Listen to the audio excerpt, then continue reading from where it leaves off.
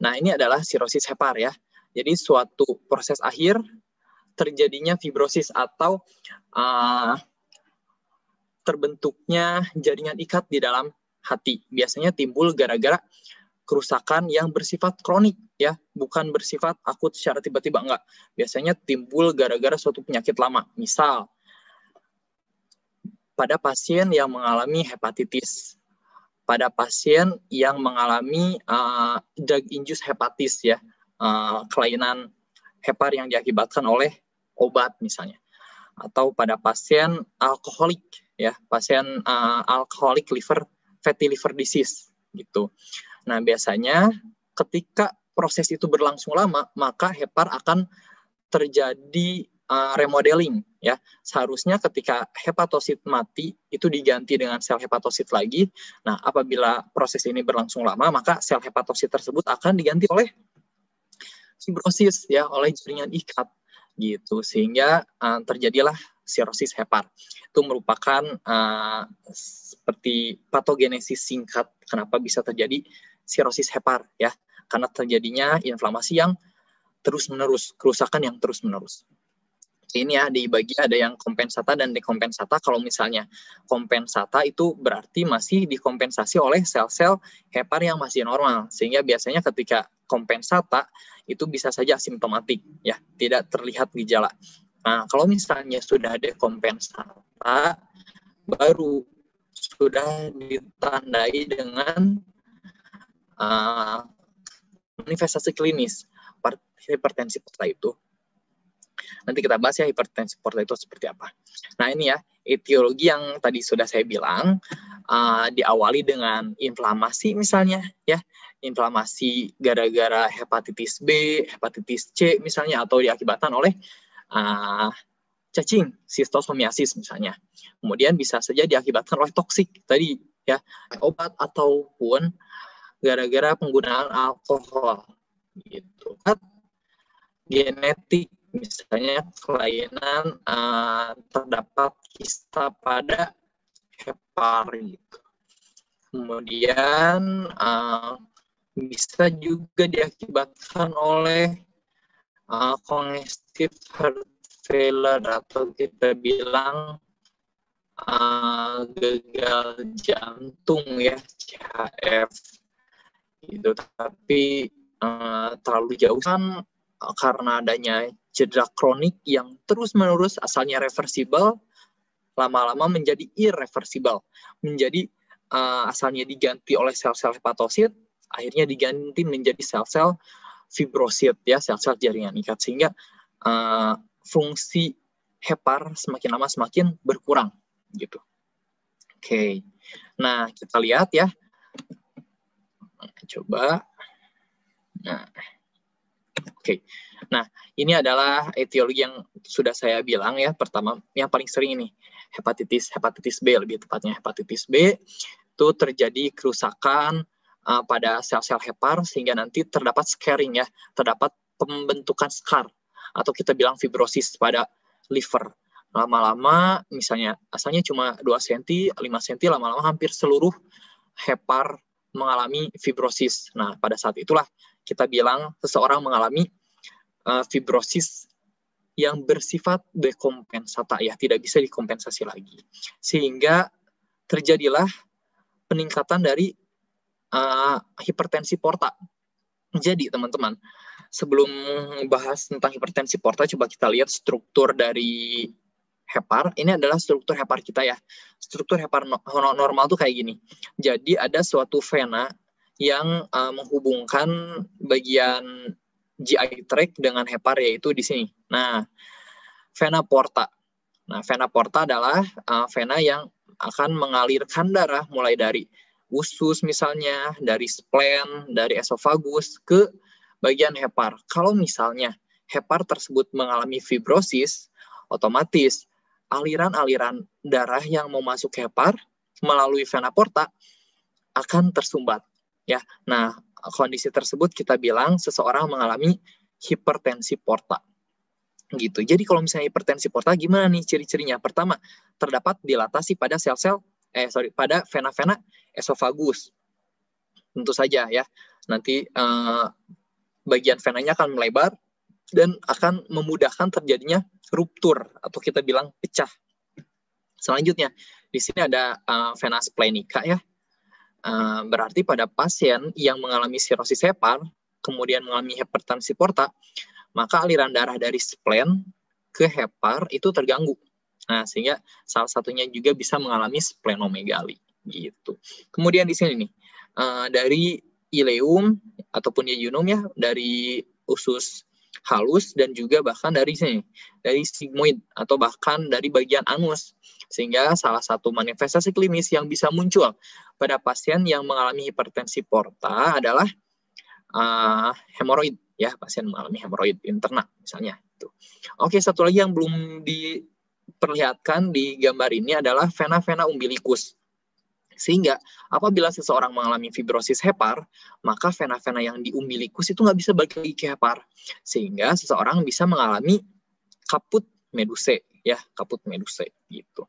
Oke, nah ini ya, ini disebut misalnya ini gara-gara varises esofagus, vena-vena esofagus yang mengalami sumbatan, sehingga nanti terdapat hemorrhage atau kita bilang terdapat hematemesis yang diakibatkan oleh pecahnya pembuluh darah di esofagus. Kemudian ini yang tadi disebut ya, bisa menyebabkan perdarahan ke bagian bawah atau kita bilang melena gitu, itu rektal. Kemudian splenomegali karena tadi ya, karena splennya itu kan harusnya mengeluarkan atau bermuara ya pembuluh darahnya itu ke vena porta, karena tidak ada nanti terdapat splenomegali ya, akhirnya bisa menyebabkan pansitopeni itu dari sana. Kemudian gara-gara terdapat hipertensi porta juga, maka pembuluh darah yang di sini akan mengalami sumbatan ya. Kalau misalnya terjadi sumbatan, maka terjadi ekstravasasi cairan. Harusnya cairan itu ada di pembuluh darah vena, ini malah keluar karena terjadi hipertensi porta. Akhirnya pasien tersebut mengalami asites atau kita bilang adanya eksudasi cairan dari vena ke bagian kafum peritoneal gitu. Oke, apa lagi nih? Bisa juga ketika seseorang mengalami sirosis itu fungsi-fungsi hepar bisa terganggu. Apa aja contohnya? Pembentukan dari albumin ya. Albumin tidak terbentuk dan jangan lupa teman-teman, albumin itu berfungsi untuk mempertahankan jaringan tekanan onkotik atau tekanan osmotik. Kalau misalnya albuminnya berkurang, otomatis dong tekanan onkotiknya akan menurun, tekanan osmotiknya akan menurun. Timbullah edem ya, edem pretibial atau memperparah terjadinya asites juga gitu. Ini nih liver juga dia berperan dalam pembentukan koagulasi ya atau pembekuan, sehingga pasien bisa mengalami gangguan dari pembekuan darah. Oke.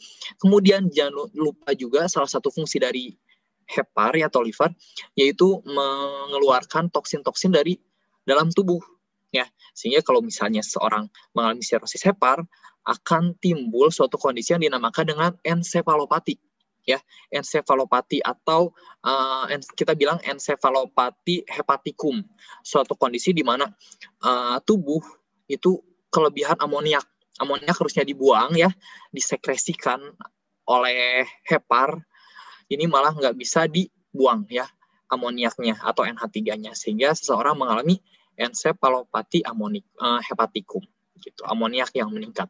Kemudian jangan lupa hepar juga berfungsi untuk membentuk bilirubin ya, dan mensekresikan bilirubin secara benar harusnya ke bagian duodenum, tapi karena terjadi kerusakan sehingga bisa terjadi jandis atau ikterik gitu ya.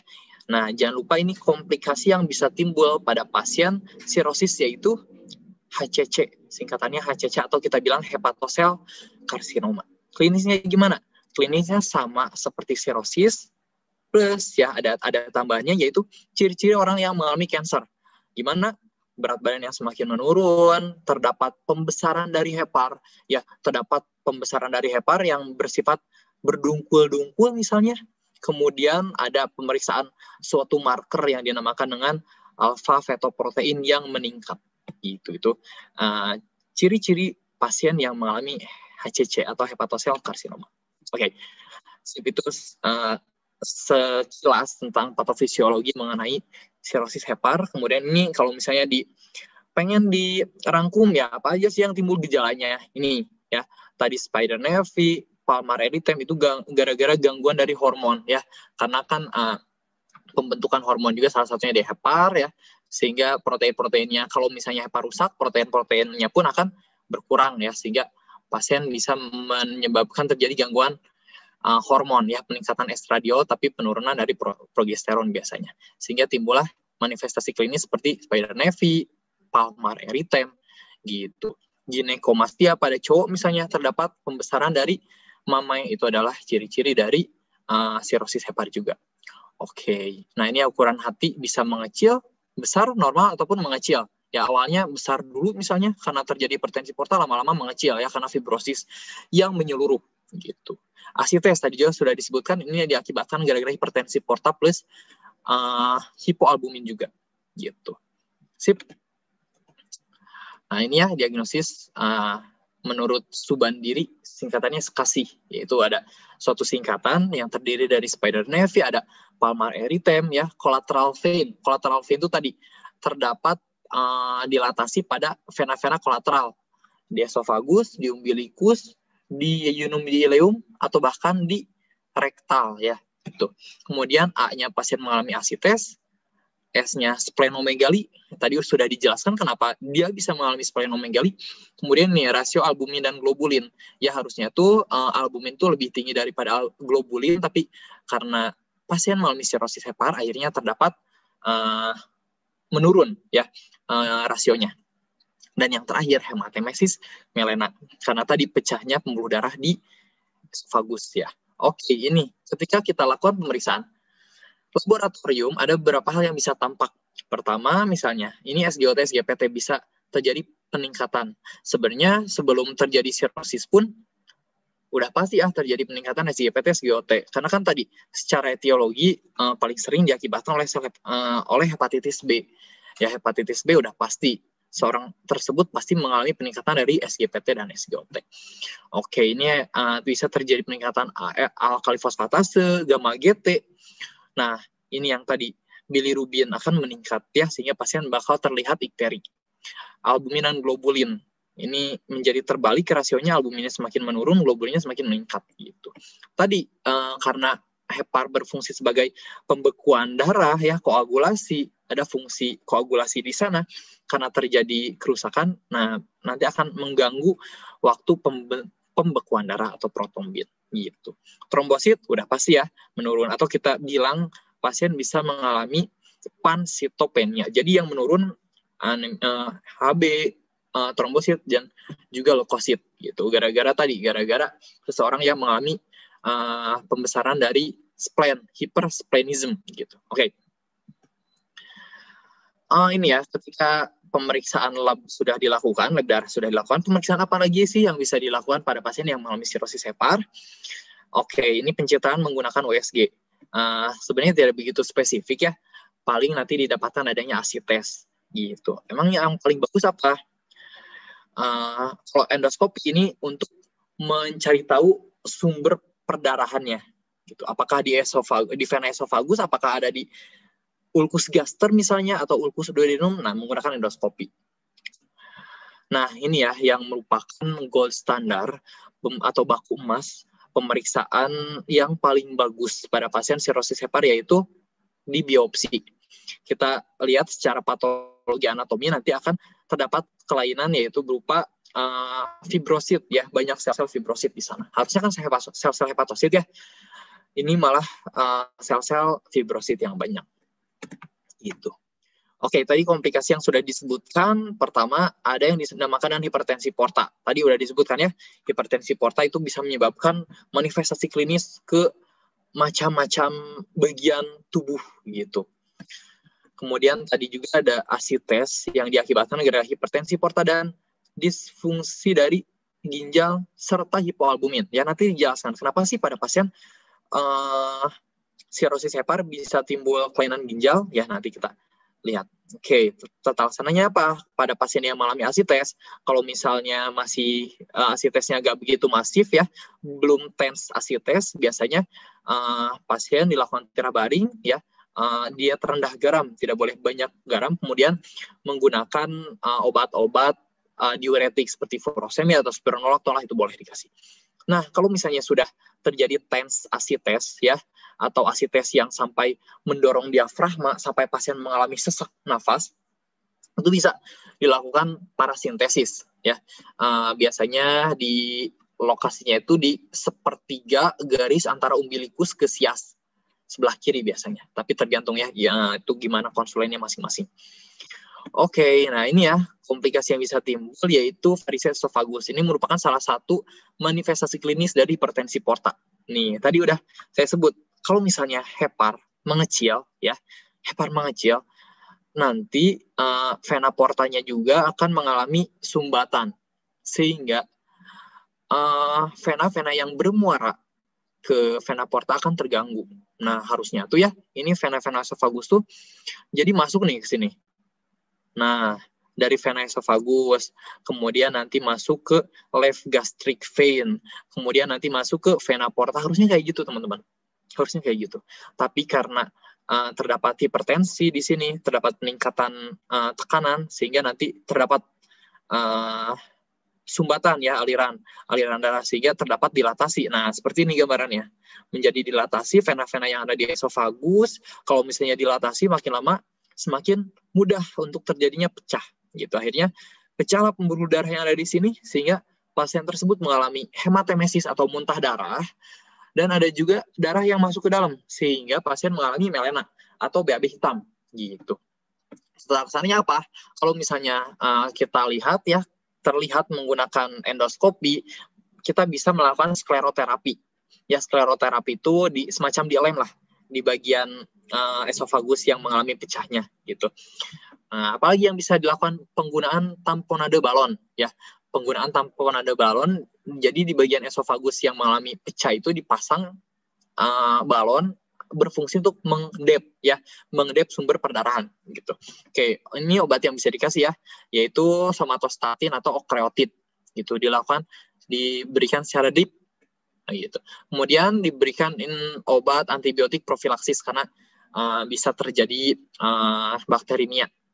Nah, ini adalah suatu obat yang bisa mencegah. Kalau tadi mengobati perdarahan variseal, kalau ini untuk mencegah yaitu propanolol. Ya, propanolol atau beta blocker itu bisa mencegah terjadinya pecahnya varises esophagus. Maka pada pasien yang mengalami sirosis hepar biasanya diberikan propanolol sebagai pencegahan terjadinya pecahnya varises esophagus.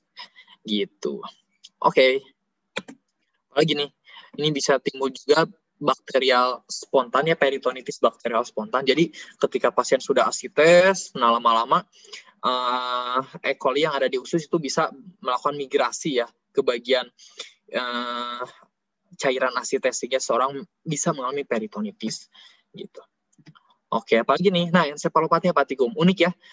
Kenapa sih bisa terjadi ensefalopati hepatikum? Tadi hepar merupakan organ tubuh yang bisa menghilangkan racun, terlebih amonia. Kalau misalnya seseorang mengalami gagal atau sirosis hepar, maka sekresi dari amonia akan terganggu, ya, sehingga amonia itu banyak di dalam tubuh kita. Kalau misalnya banyak, nanti gimana? Akan mengganggu metabolisme di otak, sehingga seseorang mengalami ensefalopati hepatikum, gitu. Oke, apa yang kita lakukan pada pasien yang sudah mengalami ensefalopati hepatikum, ya kalau misalnya sudah nggak sadar, misalnya jangan lupa kita bebaskan airway-nya, takutnya misalnya pasien mengalami snoring akibat nggak sadarnya itu. Kemudian selanjutnya ini ya, diberikan laktulosa. Ternyata laktulosa itu bisa, kan amoniak itu sebenarnya terbentuk gara-gara darah yang berasal dari varises esophagus. Pecahnya varises esophagus itu terabsorpsi di usus. Ya, terabsorpsi di usus. Kemudian sebelum diabsorpsi itu dirubah dulu oleh E. coli, oleh bakteri-bakteri yang di sana membentuk amoniak gitu. Nah, apa yang kita lakukan agar menurunkan jumlah amoniak yang diserap, maka diberikan laktulosa ya. Laktosa itu obat ini, teman-teman, obat konstipasi. Jadi apa yang kita lakukan? Kita berikan laktosa agar transit feses di kolonnya itu cepat.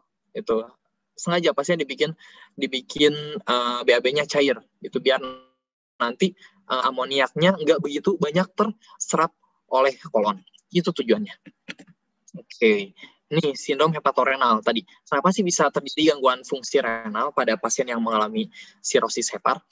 Oke, karena tadi ya, ternyata dari vena renalis juga ada yang masuk ke vena porta. Karena adanya hipertensi porta, maka alirannya pun dari ginjal menuju hepar akan terganggu. Sehingga lama-lama pasien bisa mengalami CKD. Gitu ya, gangguan penurunan dari clearance kreatinin gitu. Nanti kreatinin ini akan meningkat.